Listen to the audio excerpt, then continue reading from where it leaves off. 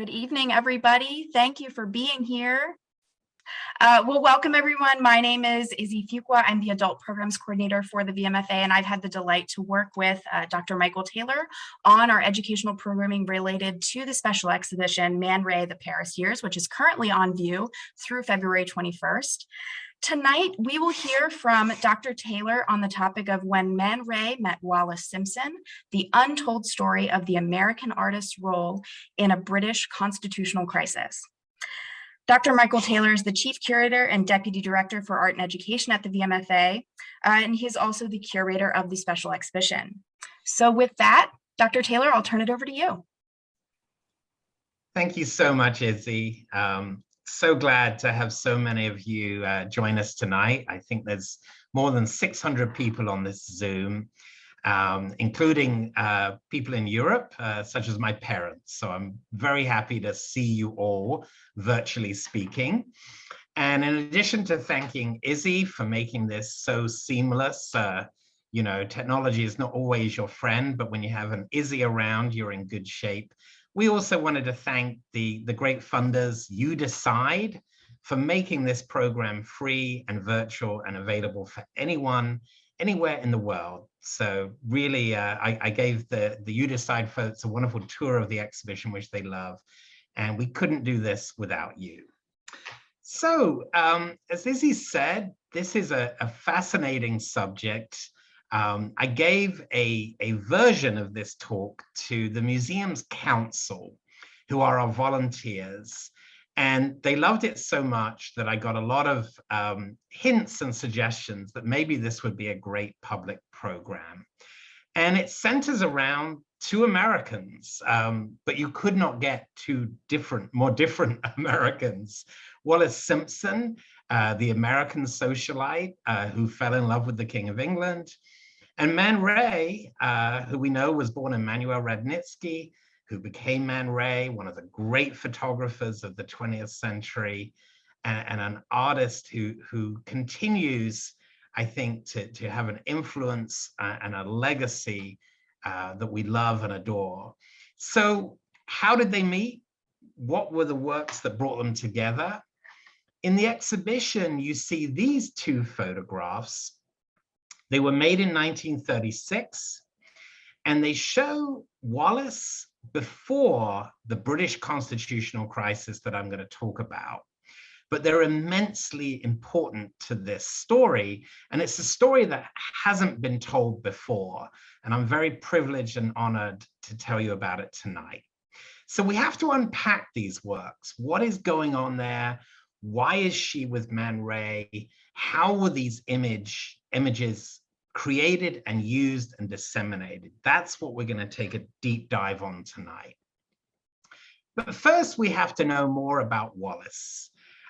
She was born Wallis Warfield in Pennsylvania, but grew up in Baltimore. And she marries young. She marries an American naval pilot called Win Spencer when she's just 20 years old. And essentially, she married the wrong guy. This guy was an alcoholic. He was very sadistic to her. There was physical abuse. And as she said in her memoirs, the bottle was seldom far from my husband's thoughts or his hand. So it was a very sad early marriage. And it actually, she leaves him pretty quickly, but they attempt a reconciliation when he is sent as a naval pilot to China. And this is in the early 1920s. And he sends letters to her. He apologizes. He says he misses her and wants her to rekindle their marriage and come to see him and live with him in China. He is essentially patrolling the Pearl River. And remember, this is the moment in Chinese history that this is the warlord era. So the last emperor has gone, and China is a very dangerous place. It's a place in political turmoil. It's an age of drugs and prostitution, and it's not a place where you would expect an American socialite to go. But she goes there to save her marriage. It does not work. And I love the fact that she sailed from Norfolk, Virginia to get there on, as she said, They put the slow into the slow boat to China, but she does eventually get there. And unfortunately, much to her chagrin, he's drinking more than ever. He's drinking whiskey at breakfast. And he's very mean to her. And one of the things he does, he's very cruel. He takes her with him to brothels, and she sees him in those places, and it's very sadistic, very cruel. And so she decides that the marriage is over. She cannot save it. But what's interesting is she doesn't go home. That would be expected, leave, go to Baltimore, reunite with your family. She actually stays, and she's in China for more than a year, and it is the scene of her personal liberation. She gets fascinated with Chinese history and culture. She's living in Peking and Shanghai, but she's also enjoying herself. She's part of an expatriate community. And as she said, there was 10 men for every woman. Now, this has a bearing on our story, because remember, look at what she's wearing in the Man Ray photographs. This is a Chinese-inspired dinner dress. And look at what's beside her. That is a work of Chinese art. So China is a big part of this, but so too is the downside of her China visit, because it leads to rumors later on when this constitutional crisis happens. And the rumor to this day persists that there was some sort of China dossier that was prepared. And it talked about the sexual techniques that she would have learned in the brothels, including the Shanghai squeeze. As one person quipped, she could make a matchstick feel like a cigar. Now, this is nothing to do with Wallis. I don't believe this China dossier ever existed. It's never been found, but it's part of our story. So I think what's interesting is to think about why she's wearing this dress, because this was a commissioned work. Man Ray was commissioned by Harpers Bazaar magazine, and we don't know how that sculpture ended up in his studio. Did he own it? Man Ray did own works of art. Could it have been brought from Wallis's personal collection? Did she buy it in China and bring it back? Could it have been lent from the royal collections? Could it have been owned by a private collector who wanted Man Ray to photograph his art collection? Or a museum? Does it come from a museum collection? We have yet to trace this work, but what we do know is it's a Ming Dynasty figure. It's glazed ceramic, and it would have had color. It was polychrome. And it represents one of a group of 4 heavenly kings that guarded the 4 corners of a platform, supporting the figure of a Buddha in a Buddhist temple. So it's an interior sculpture. And I have to thank my great colleague, Li Jin, VMFA's Curator of Asian Art, and also Kevin Greenwood, who's the Curator of Asian Art at the Allen Memorial Art Museum at Oberlin College, for really looking at this photograph and telling me what they saw, this figure. And one day I truly hope we can find that piece and reunite it.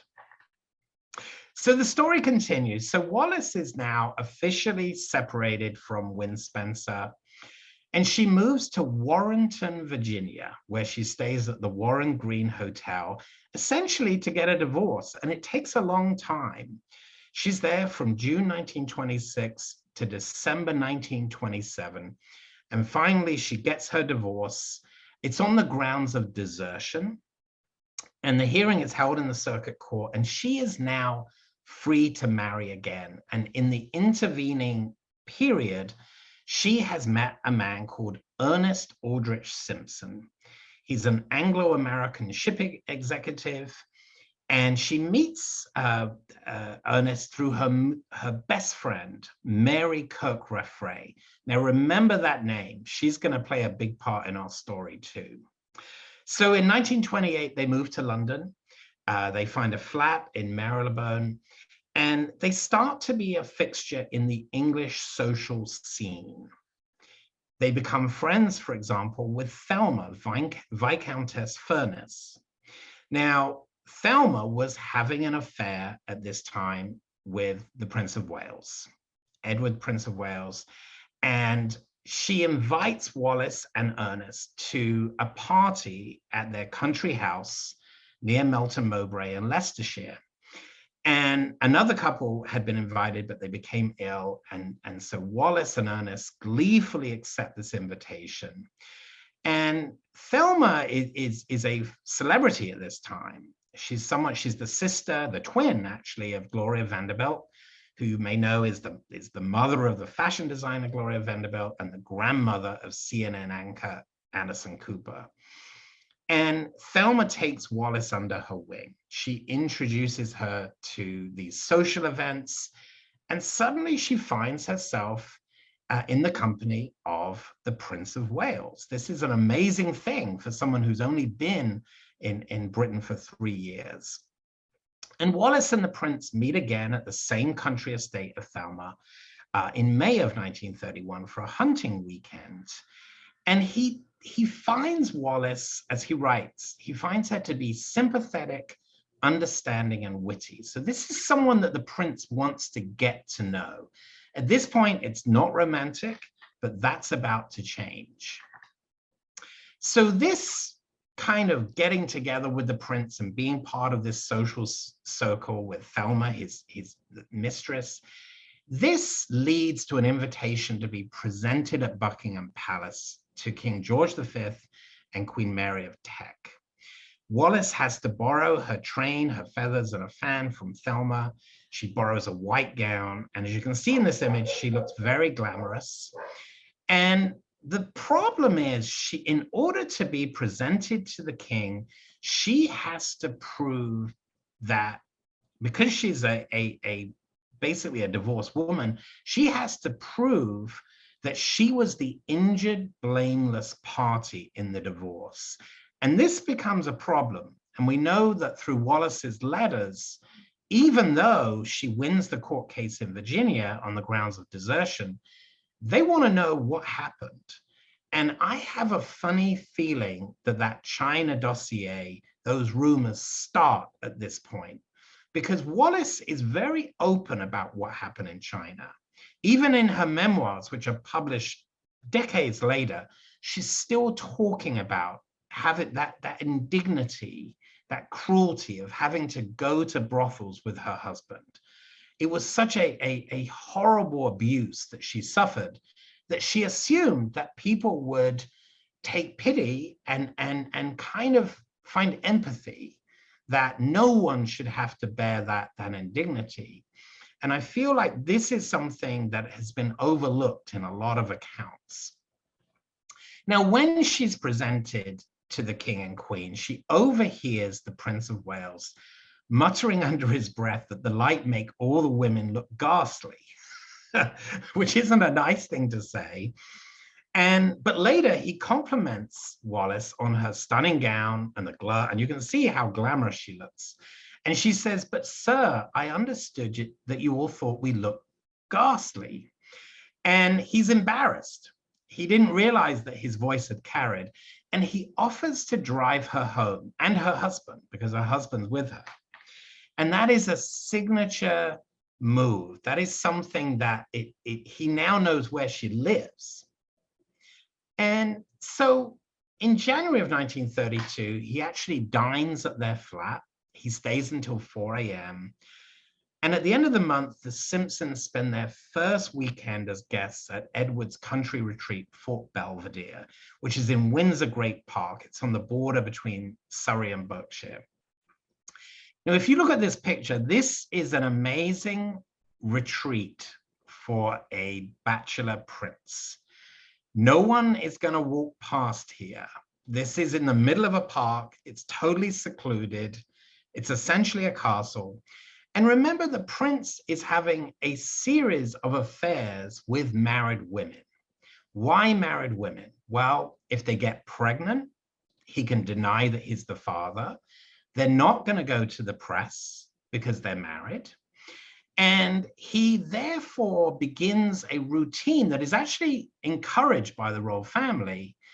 And as Wallis later said, he has no interest in what she calls the mangy European princesses. He is enjoying this life because he's not king yet. And so I think this is the beginning, the seeds of the problems that are going to happen, because Wallis is herself a married woman.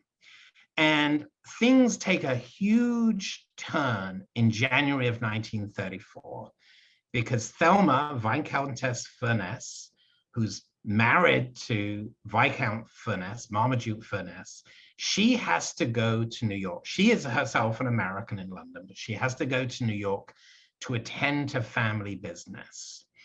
And Wallis becomes the prince's mistress at this time, made a huge mistake in asking Wallis to look after the prince while she's away, see that he does not get into any mischief. Well, by the time she returns, they are inseparable, and the prince is besotted with Wallis, and he breaks off all ties with Thelma, who he accuses of having an affair with Prince Ali Khan. And this was reported in the American press, so he probably wasn't wrong. Ali Khan was a great playboy. So it's all very sordid, but this is the beginning of this romance. And by August of 1934, they go on vacation. They start in Biarritz, and they're with friends. But what's the change is Ernest is notably absent. Up until this time, it's been Ernest and Wallis, but now it's Wallis and the prince. And they stay on this vacation. This is an extended vacation, and the king is actually urging his son to come home and do your royal duty. But Edward, Prince of Wales, is having a great time. He's dancing the rumba with an American woman in Cannes, and it's later identified as Wallis, in front of a crowd of onlookers. Hundreds of people are witnessing these things. And they go on to Corsica and Budapest in Hungary and Vienna in Austria, and they finally return to England in October. So August to October, that is one heck of a vacation. And Edward memorializes this in a gift that he gives to her, and I'm showing you it on the screen. It's a gold cigarette case with diamonds, emeralds, and gems, marking the places where the prince visited with Mrs. Simpson. And there's enamel lines denoting the travel between them. And these are the ones in red. In the following year, he adds another trip that they make, and you can see it goes around Spain, Portugal, and even into the Adriatic. And they go to places like Yugoslavia, and we'll come to that. Now, in November 1934, Wallis attends a party at Buckingham Palace in honor of George, Duke of Kent, so essentially Edward's brother. Edward introduces Wallis to his mother, but his father, King George V, is outraged and refuses to meet her. And what people think is that reports are coming from Fort Belvedere to the king about what's really happening at that sort of love seat. Essentially, it's Edward and Wallis, and many of the servants are uncomfortable with what they're seeing. One butler apparently resigned because he saw Edward painting her toenails. Now, this is a married woman. This is going to outrage the household servants. And word has gotten back to the king. So it's very telling. By November 1934, Wallis is almost like on a blacklist. The fact that the king will not meet her is very telling. In February 1935, they have another vacation. This time they go skiing in Austria. And photographs emerge of the couple on the slopes, but Wallis is not identified in the British press, but she is in the American press. They find out that this is Wallis Warfield. The tabloids call her Wally. And the interesting thing about this trip is Ernest is invited, but he doesn't go. He doesn't ski. But he's very shocked when Wallis said, well, I'm going. And this is the beginning of the end of their marriage. He sees this as a turning point, and indeed it was, where he's realizing now that this is an affair, and their marriage is pretty much over from this point. He starts to have his own affairs. Now, this is where Man Ray comes into the story. In March 10th or March 11th, 1935, so in other words, on the way home from Austria, Wallis stops in Paris. She arrives on the 10th, she leaves on the 11th to go back to London. So it can be on one of those 2 days that she meets Man Ray and he makes his first portrait of her. So this is a year before the portraits in the exhibition. And this is the first time they've met. And Wallis gives a print of this really beautiful photograph to Edward, Prince of Wales on July 27th, 1935, with an inscription in red pencil that reads, "So big."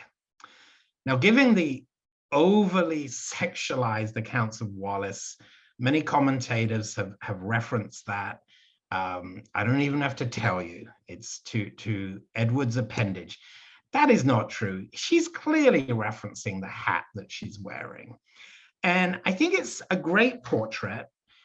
You'll notice if I enlarge it that Man Ray also retouched it a little bit.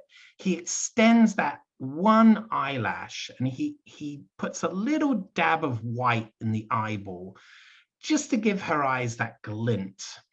And this is a presentation print. This is essentially a print where she has paid for it because she wants to thank the prince for this wonderful, essentially holiday they've had together in Austria. So things change markedly on January the 20th, 1936, because King George V dies. And you know, in Britain, it is the king is dead, long live the king. So now he is King Edward VIII, but he still needs to have his coronation, and that's set to take place in Westminster Abbey in the following year. So plans are beginning.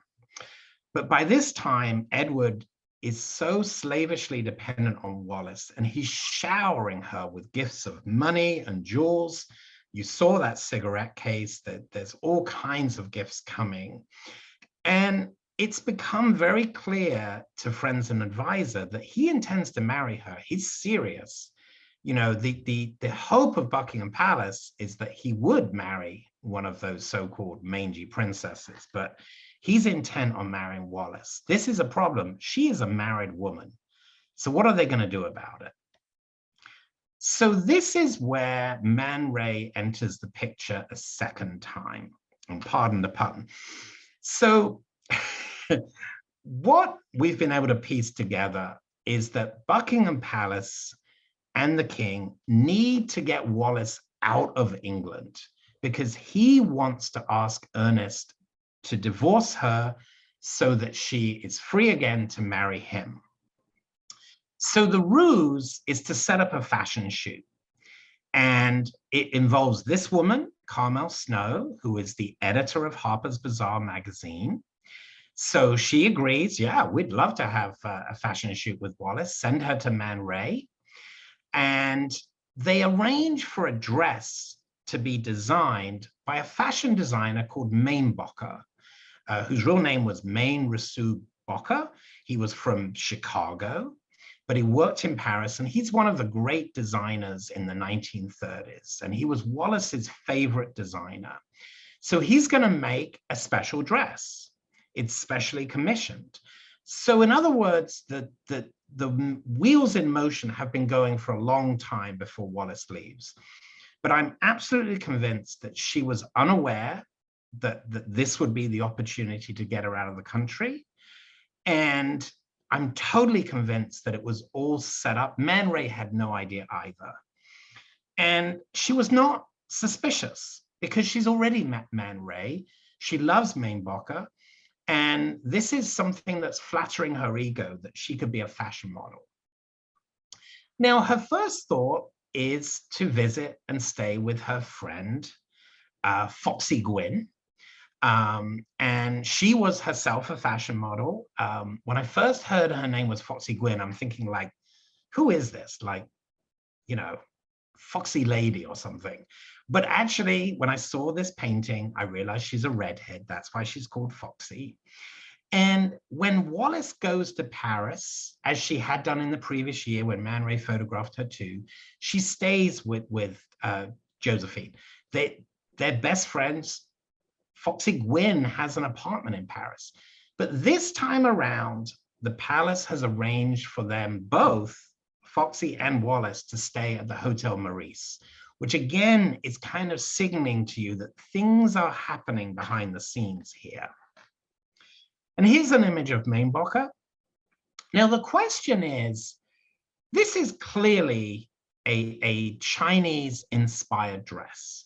It's a Cheongsam dress, and it's tight-fitting, it's got a high collar, it's recognizably Chinese.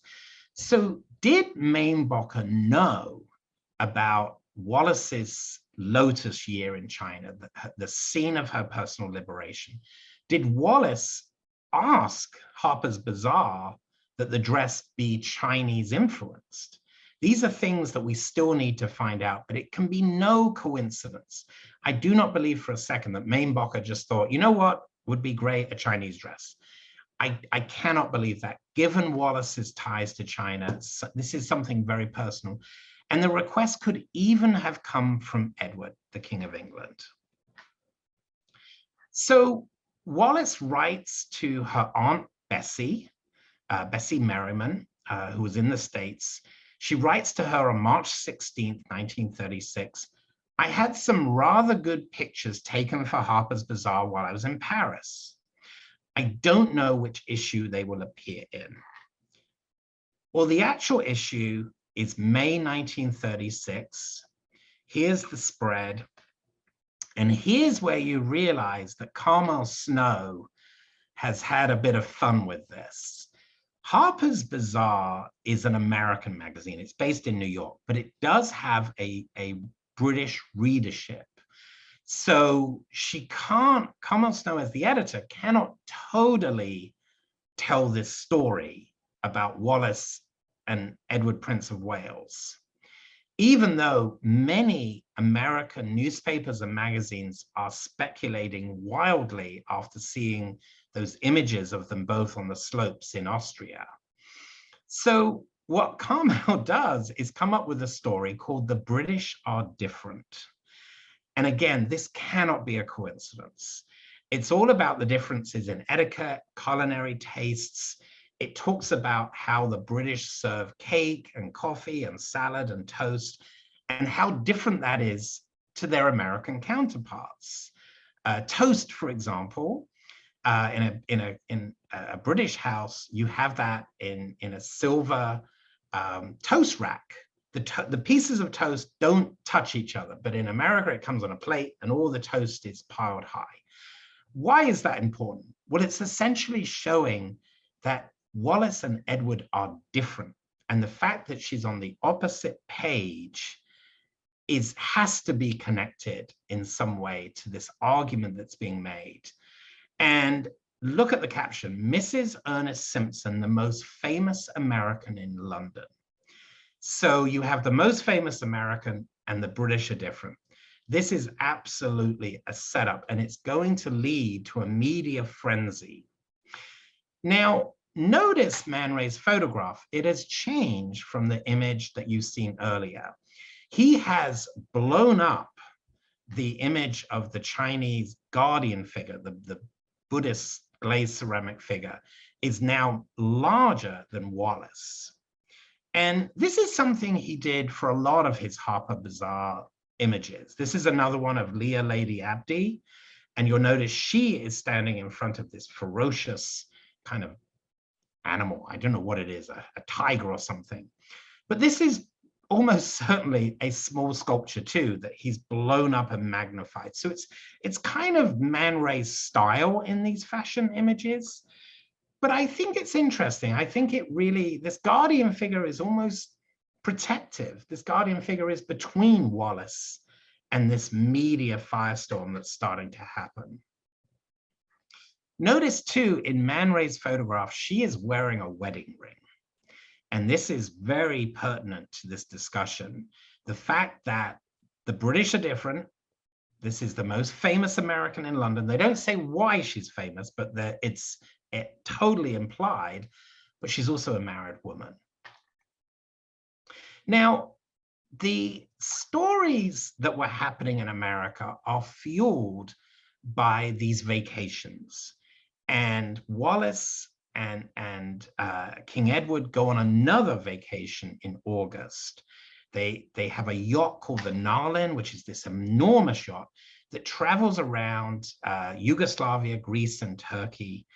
And this photograph absolutely sends people berserk, because if you'll notice, the king is about to leave the yacht, and Wallis, who is a commoner, she does not have royal blood, has put her hand on his arm. You are not allowed to do that. You're not allowed to touch a monarch. And this is the sort of headline, front page news in America. But in Britain, there is the great silence. In other words, the British press do not publish these images. They do not speculate on what's going on. There is a gentleman's agreement to self-censorship. And the great silence really begins with Queen Victoria. Remember, she was 18 when she took the throne. And in Britain, prior to Queen Victoria, you have this great age of satire, of caricature. The royal family are figures of fun, and they deliver. So that kind of lampooning of the royal family ends with Victoria. Everything is considered chaste. You know, this is the Victorian age where they're covering table legs because they might be inferred to be sexual. All of that means that the royal family has a free pass. And remember also that the king knows people like Lord Beaverbrook. Lord Beaverbrook is the owner of the Daily Express, which is the largest circulation newspaper of the time. So there's this gentleman's agreement that is keeping this out. And so in America, Wallis is a media celebrity, and Time magazine even names her their first ever Woman of the Year in 1936. And here's the photograph that graced the cover. It's not by Man Ray. It was credited to Dorothy Wilding, but in the spirit of the Man Ray show, where we're really empowering the sitters and the subjects, we thought that it was great to find out that this was actually taken by Marion Parham. It wasn't taken by Dorothy Wilding, who was a famous photographer in London at the time, very successful. She actually took the image that you saw earlier of Thelma and Gloria Vanderbilt. So what's interesting to me here is it shows how different things are in the States and in Britain. So Wallis Simpson books an appointment to have a photograph with Dorothy Wilding. Dorothy Wilding doesn't know Wallis Simpson and says, screw that. I have a plan to go to the countryside. Marion, you take the photograph. Well, lo and behold, Wallis, even though she's booked the appointment under Mrs. Simpson, shows up with Edward. And Marion takes a photograph. It's actually a very good one. And you can see also that Wallis is in front of a backdrop. This is the difference between Man Ray and professional photography studios at the time. There's usually these kind of landscapes or flowers. Man Ray has nothing to do that. It's you and the camera. So I'm just giving a shout out here to Marion, who never gets the credit for taking this photograph. After the scandal breaks and after Wallis is on the cover of Time magazine, this photograph is always attributed to Dorothy Wilding. So what's happening with our friend Ernest Simpson? Well, as we know, the marriage is pretty much over, and he's having an affair with none other than Wallis's childhood friend, Marycote Refray. And they book themselves into the Hotel de Paris. Sounds glamorous, but it's in Bray in Berkshire, under the assumed name of Ernest A. Simmons. So he does a little wordplay to get away with it. And he's accompanied by a lady who, of course, is Marycote Refray, who signs her name as Buttercup Kennedy. You cannot make this stuff up. Now, they take breakfast in bed together, and they're observed by 2 hotel staff who later testify in the divorce case between Wallis and Ernest. It turns out that Wallis has hired a private detective to follow them. And she writes to Ernest, informing him that she knows about the hotel visit, that she's going to bring legal proceedings to end the marriage. And as a result, Ernest leaves the flat, stays at his club from now on. And this is a very strange turn of events, because remember, Ernest was quite happy to give her a divorce. Unfortunately, in English law at that time, it has to be proved that there's adultery. You can't just say, yeah, we've both met other people. And I will say in favor of Ernest and Marycote Refray, they do get married later in November 19th, 1937. And this is them on their honeymoon on the Queen Mary. So what we know now is that Wallis is seriously bringing legal proceedings. She wants that divorce in a court of law, and she wants to marry the King of England. This brings up a constitutional crisis. And on October 20th, 1936, the Prime Minister, Stanley Baldwin, known as Honest Stan, confronts the king for the first time. And he essentially gives the king a way out. And he had met Wallis, he just didn't realize it because she was with Ernest. But now he knows it. He knows that this is happening, and he implores the king to conduct the affair more discreetly. No more of these holiday photos that are appearing in the American press, and tell Wallis to put off the divorce until after the coronation. The king outright refuses. They meet again on November 16th. And at this meeting, the king tells Stanley Baldwin, I am going to marry Wallis. It's as simple as that. And Baldwin tells the king that whoever the king marries would have to be queen, and that the British public would not accept a twice divorced American with no royal lineage, no royal blood, as their queen. And remember, Stanley Baldwin is not a pushover. By this time, he has been 3 times the prime minister. He's the leader of the Conservative Party. He has decades of experience and leadership. So he's not afraid to go toe-to-toe with the king. And this brings about this kind of worsening of the political tensions. And this is the point when Wallis gets her divorce. The divorce case is held at Ipswich Assizes Court, and she gets a decree nisi. Essentially, that is a wait period of 6 months before the divorce is final. Now, the American press have a field day. This is an incredible trial about Wallis's adulterous husband and his affair with Buttercup Kennedy. And the Chicago News Tribune comes up with one of the all-time great newspaper headlines. I think the best one of all time is headless body found in topless bar, but this is my second. King's mole renowed in Wolsey's hometown. So let's unpack this. Mole. Now, this is the Chicago News Tribune. Now, remember, in the 1930s, a mole is a gangster's girlfriend or a gangster's woman. So this is essentially accusing the King of England of being a gangster, and Wallis is his mole. Renowed. Renowed is a reference to Reno, Nevada, which is where Americans can get quickie divorces. So I've never seen it used like that, but basically Wallis got renowed. Where did she get renowed? In Wolsey's hometown. Now, this is where it gets really subtle, because that's a reference to Cardinal Wolsey. That's a reference to Henry VIII. And Cardinal Wolsey was born in Ipswich. So this is a very astute headline. And the connection with Henry VIII is very astute too, because this is the last time that Britain has faced, or England has faced, this incredible crisis where a monarch wants to marry whoever he wants and is meeting opposition from the government and the church. Notice, by contrast, on this screen, an the headline and image from the Manchester Guardian, now known simply as the Guardian. This is on page 10. This is one of the biggest news stories of all time, and they've buried the lead. Undefended suit against Mr. Ernest Simpson. This is an incredible contrast between front page headlines in America and they've buried the lead. This is all going to change.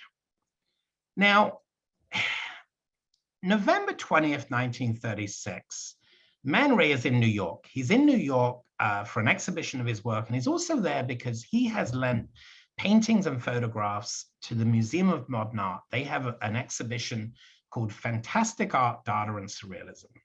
And he does an interview with an American journalist called Helen Worden of the New York Herald Tribune. And she is aware that Man Ray is the last photographer to take portraits of Wallis. And she brings it up. She outright says, you know, dish the dirt. Tell us what was it like to photograph Wallis? And Man Ray, to his great credit, says, my meeting with Mrs. Simpson was purely commercial. She is only one of 1,000 women I have photographed.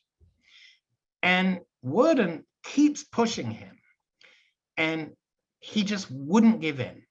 And she writes, Man Ray refused to be sidetracked into talking about the beautiful lady from Baltimore. And much to Worden's disappointment, Man Ray lapsed into a clam-like silence. He would not spill the beans. This is incredibly rare because Wallis's family is spilling the beans. Every person who knew her, who went to school with her, are finding pictures and selling them to the newspapers. This is a huge story, but Man Ray will not lower himself, and I greatly admire him for that. So November 25th, 1936, Edward meets again with Stanley Baldwin, and he comes up with an idea of his own, a morganatic marriage. Now, that is not a marriage that the royal family has been used to in Britain. It's actually something that had been fairly common in Europe, especially in Germany. And this would mean that he would be king. Wallis would not be queen. She would merely be his consort. So she wouldn't have royal duties. She wouldn't have a royal income. She would simply be his wife. Now, this would require new legislation in both Great Britain and the Dominions, by which we mean places like Australia, New Zealand. And this, Baldwin says, this will not be accepted. But the king says, I don't care, and instructs the prime minister to raise the proposal with his cabinet. So 2 days later, he does. The issue of the morganatic marriage is rejected outright by the Conservative Party. They are the ruling party, and their cabinet rejects it. It's also rejected by every government of the Dominions. And the Dominions are all over the world. Every single one said no. And so Baldwin essentially tells the king he has 3 choices. 1, end his relationship with Wallis Simpson. 2, marry Wallis against the advice of his cabinet ministers, who would all resign. And 3, abdicate the throne and allow his brother to be king.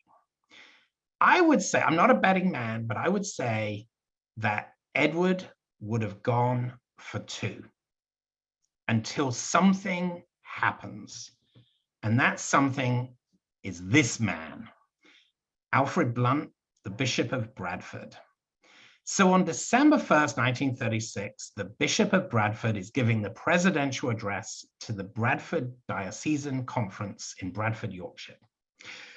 And his speech exacerbates this constitutional crisis because he's talking about the upcoming coronation of the king. And he says, the benefit of the king's coronation depends upon the faith, prayer, and self-dedication of the king himself. We hope that he is aware of this need. Some of us wish that he gave more positive signs of such awareness. This is incredible. This is an absolute rebuke of the king. And after this, there is no great silence. The great silence is ended because this gets reported. And I will say Bishop Blunt later maintained that he had no intention that his remarks were intended in this way. He said he just wanted the king to go to church more often. Whether that's true, I don't know. But the first newspaper to report it is the Bradford Telegraph and Argus.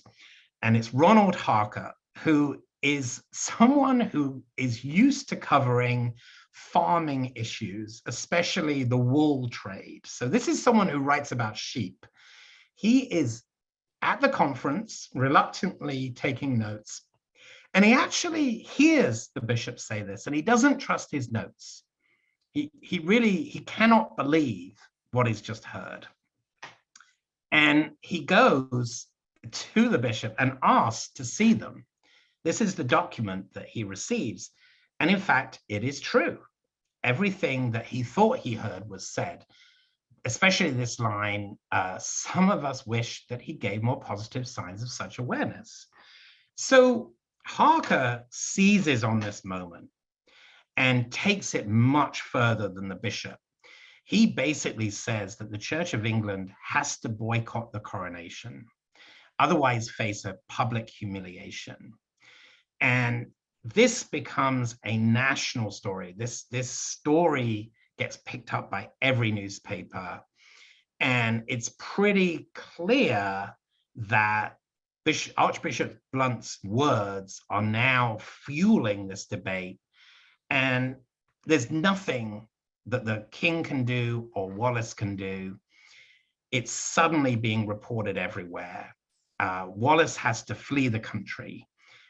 She's pursued by the press. She cannot go on. And so she actually leaves. She goes to the south of France. She's actually hidden on the back seat of a car.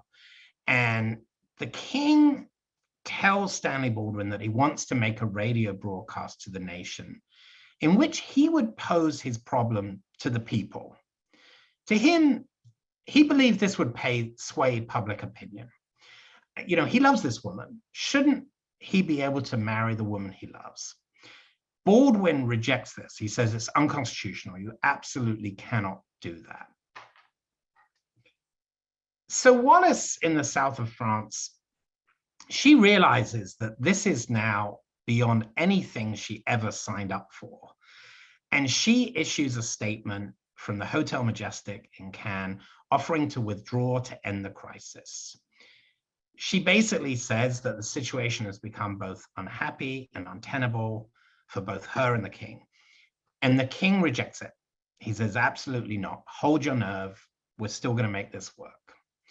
Now, December 9th, 1936, accepting the constitutional advice of his ministers that he could not marry Wallis and remain on the throne, King Edward VIII informs the government that he's made the decision to abdicate.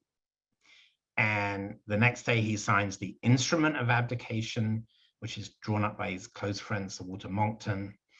And Stanley Baldwin announces this news to the House of Commons, and he presents it as the story of conflicting loyalties in a human heart. And this is an amazing moment. You know, you have protesters, that people are divided, but I would say the vast majority of people really do see this abdication as the only way out of this crisis. So the abdication is endorsed by Parliament, despite the public protests, and the king announces his decision to the nation on a BBC radio broadcast, and people are shocked. They can't believe the king. And remember, he's the first king to willingly abdicate the throne. He had only ruled for 326 days. That's the shortest reign of any British monarch since Lady Jane Grey, who ruled for just 9 days in 1553. So this is really amazing stuff. And what it means is an absolute world news story. And guess who's the last person to take a photograph of Wallis Simpson? It's Man Ray. And we had great fun tracking all of these portraits as they appeared in the press around the world. This one actually we found on eBay. It's from Czechoslovakia. a magazine called Echoes, and there's that portrait. You can see it's been hand tinted, but it's the one that Man Ray took. And I have to credit my great colleague, Madeline Dugan, who's the exhibition research assistant, for finding this on the internet. And it's in the exhibition itself.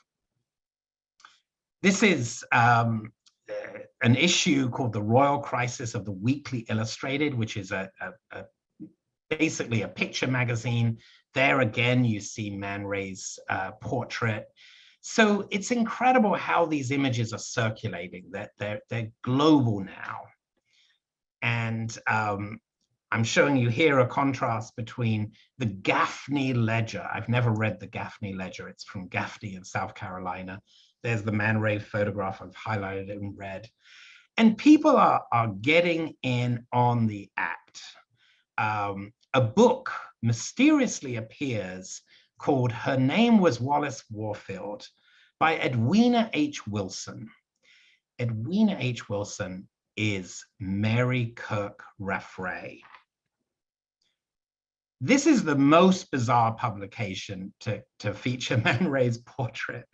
Marycote Refray, remember, is Buttercup Kennedy, and she has been publicly humiliated in Ipswich Assizes Court. So she gets her revenge on Wallis by publishing this book with all their childhood photographs. So it's very tragic because she was her best friend. And Wallis goes berserk, and she writes to Ernest Simpson, because it's a truly salacious biography.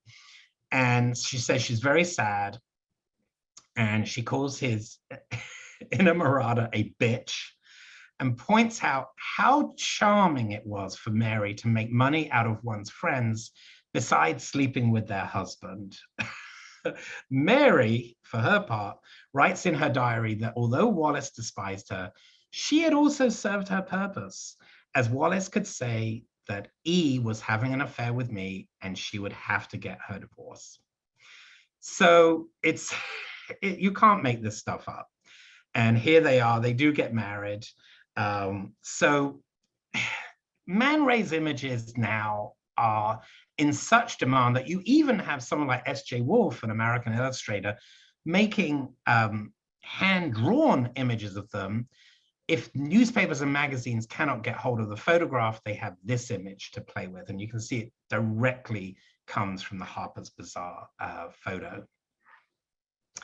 So the story comes to an end with Wallis getting her decree absolute. She's now divorced on May 3rd, 1937. She's free to remarry. King George VI, Edward's brother, becomes the king. And on June the 3rd, Edward and Wallis marry at the Chateau de Condé in Mont in central France. And they become the Duke and Duchess of Windsor and largely live their lives in exile. And one thing that I couldn't end without pointing out is they make an ill-advised and really scandalous trip to Nazi Germany. On October 12th to the 23rd, 1937, they meet with Adolf Hitler and top-ranking Nazi officials, people like Joseph Goebbels, Hermann Goering. They visit a Nazi youth camp, a training school of the Death's Head Division of the elite squad of the SS. And they never denounce the Nazi regime. Forever afterwards, they are believed in the public's mind to be Nazi sympathizers. And here you see Wallis meeting Adolf Hitler. And it's astonishing because no one, by October 1937, no one was under any doubt about the terrible things that were happening in Nazi Germany. So this brings back Man Ray. Man Ray is lucky. He has money, he has an American passport, he can get out, and he does get out in 1940. He returns to America, he actually settles in Hollywood. But others are less fortunate. People like Max Jacob, who he photographs in 1922, dies at the Drancy internment camp in the suburbs of Paris 2 days before he's scheduled to have gone by train to Auschwitz. And then Sonia Mosse, who was a fabulous surrealist artist, and a singer at a lesbian cabaret called the Capricorn. She is murdered in a gas chamber in Poland on March 30th, 1943. So others weren't so lucky. And I want to end with this image. It's always been dated to 1935, but our research proved that it was actually made in 1939. And you can see it's Man Ray. He's made it with a pen light. And Ellen Carey, a photographer, has been able to decipher by looking at it in a mirror that Man Ray writes his signature, Man Ray. So this camouflaging of one's identity in 1939, at a time that World War II is breaking out, it cannot be a coincidence. And this is how we figured it out, because he makes a very large painting called Return to Reason that you see in the background, based on an earlier version of Return to Reason that was quite small. And the fact that this is a 1939 painting is very telling. But I would also look at another work in the background. It's by Alberto Giacometti. And it's called in English Court Hand, but in French, Main Prise. And Man Ray's name in French means hand. And he was very much aware of it. And he would do paintings and photographs and sculptures of his hands, because that was his name. That was almost like his calling card. So to show a work that really means court hand, but court Man Ray, shows the fear for Man Ray himself that one day the Gestapo could knock on his door. And I want to end with this image. This is Man Ray in Hollywood. We don't know what he thought about Wallis's visit to Nazi Germany. He actually leaves her out of his self-portrait, his great autobiography that's published in 1963. As we saw, he did not want to comment negatively about her in the American press, and he never breaks that confidence. And for that, I greatly admire him. And I greatly admire you all for staying on and listening to this lecture. I hope you've enjoyed it, and I'd love to answer any questions that you may have. Yes, thank you so much, Michael. We've had lots of discussion in the chat box and in Q&A, comments on the exhibition, just really wonderful feedback that I'll share with you. I promised everyone that I would. But just a couple of things. Someone mentioned that the Duke of Windsor was regarded as one of the best dressed men in the world. And upon his death, his entire wardrobe of suits was bought by another famous Englishman, Charlie Watts, who was the drummer of Rolling Stones. I was wondering, he was wondering if you were aware of that. I was aware of that. Okay. So one of the things, I'm really trying to find that sculpture. So the Duke and Duchess of Windsor are essentially pariahs. That they want to come back into the fold of the royal family. And anyone who's watched The Crown, I know it's a fiction, but there's some truths that are told there. Edward is not able to be brought back into the royal fold. You may remember he's the ambassador to Jamaica. He's put on all these kind of far-flung things. So when he passes, and when Wallis passes, their collections, their clothes, their artworks are all sold. And I've been going through catalog after catalog trying to find this Chinese sculpture. I've uncovered lots of things about Man Ray by doing that, but I've yet to find that Chinese sculpture. Oh, well, the hunt continues. I'm sure it won't end even after February 21st when the exhibition closes. Well, just a personal question for you. What's your favorite portrait of Wallis that Man Ray took? Do you have a favorite? I like the one of her with the Chinese sculpture. Okay. I feel it's very relaxed. If you notice the first one where she's in profile, it's very stylized. It's a classic photo, but you feel that she's posing. And she's also doing the same in the one where she's just standing. You feel she's striking a pose. In the one with the Chinese sculpture, she's leaning on what was probably some kind of surface that essentially had to hold the sculpture. But the way she's leaning is quite relaxed. And you get the feeling from that, you get a little bit more of her personality. And I think that is a credit to Man Ray, that he made her feel relaxed. Right, right, absolutely. Well, how about one more to close us out, because we are at the hour. Just the collection. How many objects were loaned? How many are owned by VMFA? Maybe percentages. Did you have to do a lot of work to kind of complete your vision and getting lent objects to the exhibition? Well, actually, it was pretty easy. And I say that because the bulk of the exhibition was actually a gift purchase of 50 photographs that VMFA owns. But we embellished that with loans from around the world. And people were incredibly generous. Remember, this was happening during COVID. And, you know, I'd gone to the Getty. Man Ray's papers, his diaries are at the Getty.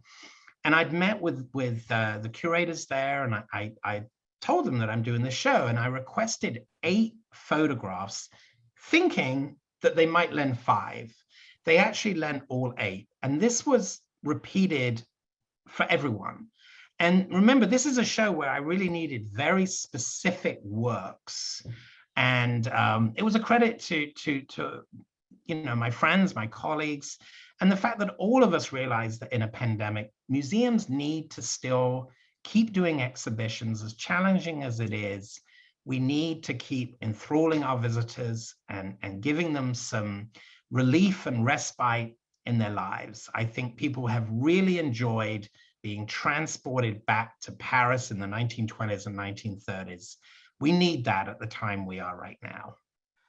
And to piggyback off of that, what people are saying in the comments is that this has provided such a new lens to a story that the high notes were well known.